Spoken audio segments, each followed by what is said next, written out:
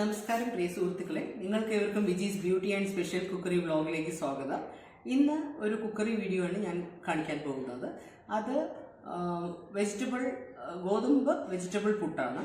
ഇത് പക്ഷേ എൻ്റെ ഒരു പുതിയ റെസിപ്പി അല്ല, ഞാൻ വർഷങ്ങൾക്ക് മുമ്പ് ചെയ്തുകൊണ്ടിരുന്നതാണ്. നിങ്ങൾ വിചാരിക്കും ഈ വർഷങ്ങൾക്ക് മുമ്പ് ചെയ്തതെല്ലാം ഞാൻ കാണിക്കുന്നതെന്ന് പറഞ്ഞാൽ പുളുവാണെന്ന് തെറ്റിദ്ധരിക്കരുത്. സത്യമാണ് ഈ പറയുന്നത്. വർഷങ്ങൾക്ക് മുമ്പ് എൻ്റെ ചിക്കൻ 65 ആയാലും വർഷങ്ങൾക്ക് മുമ്പ് ഞാൻ വീട്ടിൽ ചെയ്തതാണ്. അതേപോലെ തന്നെ ഇതും എനിക്ക് പറയേണ്ടി വരും. ഇനി വരുന്ന പല വീഡിയോയിലും എനിക്ക് പറയേണ്ടി വരും ഇതേ വാക്ക്. അപ്പോൾ ദയവേത് നിങ്ങൾ ക്ഷമിക്കുക, പൊറുക്കുക, കാരണം സത്യമാണ് ഞാൻ പറയുന്നത്. ഈ വെജിറ്റബിൾ ഗോതമ്പ് പുട്ട് ഞാൻ വർഷങ്ങൾക്ക് മുമ്പ് വീട്ടിൽ ഉണ്ടാക്കുമ്പോൾ ഈ പറഞ്ഞ പോലെ അന്ന് ഞാൻ ഇതിന് കറിയൊന്നും ഉണ്ടാക്കാതെ പെപ്പർ പപ്പടം, നമ്മുടെ ലിജത്ത് പോലുള്ള കമ്പനിയുടെ പെപ്പർ പപ്പടമാണ് ഇതിന് കോമ്പിനേഷനായിട്ട് വെച്ചിരുന്നത്. പക്ഷേ ഇപ്പോൾ ഞാൻ മുട്ടക്കറി അല്ലെങ്കിൽ കുറച്ച് സ്പൈസി ആയിട്ടുള്ള എന്തെങ്കിലും കറി വെച്ച് കഴിക്കാറുണ്ട്. എൻ്റെ കൂടെ പെപ്പർ പപ്പടം നല്ലൊരു കോമ്പിനേഷനായിട്ടാണ് എനിക്ക് തോന്നിയിട്ടുള്ളത്. അത് ഓരോരുത്തരുടെ ടേസ്റ്റാണ്. അപ്പോൾ നമുക്ക് ഈ വീഡിയോ കാണുന്നതിന് മുൻപ് അതിനെക്കുറിച്ച് ഒരു കാര്യം എനിക്ക് പറയാനുള്ളത്. ഒന്ന്, ഇത് ഞാൻ ഗോതമ്പിൽ ഉണ്ടാക്കുന്ന ഗോതമ്പ് പുട്ടാണ്. അതിൽ ക്യാബേജ്, ക്യാരറ്റ്, കോളിഫ്ലവർ, ഈ 3 വെജിറ്റബിൾസ് ഞാൻ പണ്ട് ചെയ്യുമ്പോൾ അങ്ങനെയാണ് ചെയ്യുന്നുണ്ട്. വളരെ കൊച്ചായിട്ട് എത്രയും ചെറുതായിട്ട് അരിയാമോ അത്രയും നല്ലത്. കോളിഫ്ലവറൊക്കെ കുറച്ച് വലിയ ഫ്ലവർ ആയിട്ട് വരുന്നതാണ്. അത് എത്രയും അതിൻ്റെ ഏറ്റവും ചെറിയ ഇതായിട്ട് എടുത്ത് പൂക്കളായിട്ട് അത് ഉതിർത്തെടുത്ത്, അതും ക്യാരറ്റ് എത്രയും ചെറുതായിട്ട് കൊത്തിയരിഞ്ഞ് എടുക്കാമോ, ക്യാബേജ് എത്രയും ചെറുതായിട്ട് കൊത്തിയരിയാമോ, ഇതെല്ലാം വെച്ചിട്ട് ഉള്ള ഒരു പുട്ടാണ്.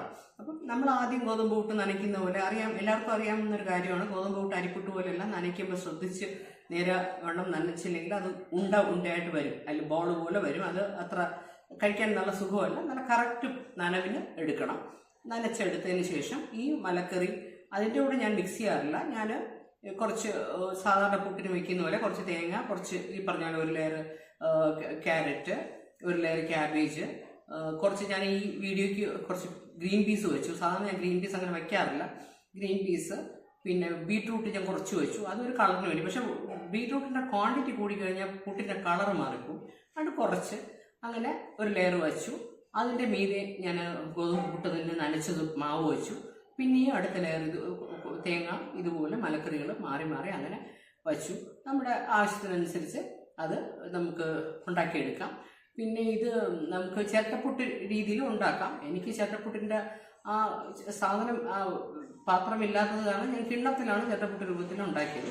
അപ്പോൾ നിങ്ങൾക്കിത് പരീക്ഷിക്കാം. ഇപ്പോൾ തണുപ്പ് സമയത്ത് എല്ലായിടത്തും നല്ല മലക്കറികൾ അവൈലബിൾ ആയിട്ടുള്ളൊരു സമയമാണ്. അപ്പോൾ ഇത് നന്നായിട്ട് ഉണ്ടാക്കി പരീക്ഷിക്കാവുന്നതാണ്. പിന്നെ കുട്ടികൾ മലക്കറി കഴിക്കാത്ത കുട്ടികൾക്കൊക്കെ ഇത് വളരെ ഗുണമാണ്. നമ്മളിങ്ങനെ ഈ രീതിയിൽ കുറച്ച് മലക്കറി വയറിൽ ചെല്ലുന്നുണ്ടെങ്കിൽ അപ്പോൾ നിങ്ങൾ ഇത് ഉണ്ടാക്കി നോക്കുക. നിങ്ങളുടെ വിലയേറിയ കമൻസും എൻ്റെ അടുത്ത് അറിയിക്കുക. നിങ്ങൾ തരുന്ന ഓരോ സഹകരണത്തിനും നന്ദി. ദയവേത് എൻ്റെ വീഡിയോ കാണുക. ഇതുവരെ തരുന്ന ഓരോ സഹകരണത്തിനും നന്ദിപൂർവ്വം ഞാൻ സ്മരിച്ചുകൊണ്ട് നമുക്ക് വീഡിയോയിലോട്ട് കിടക്കാം.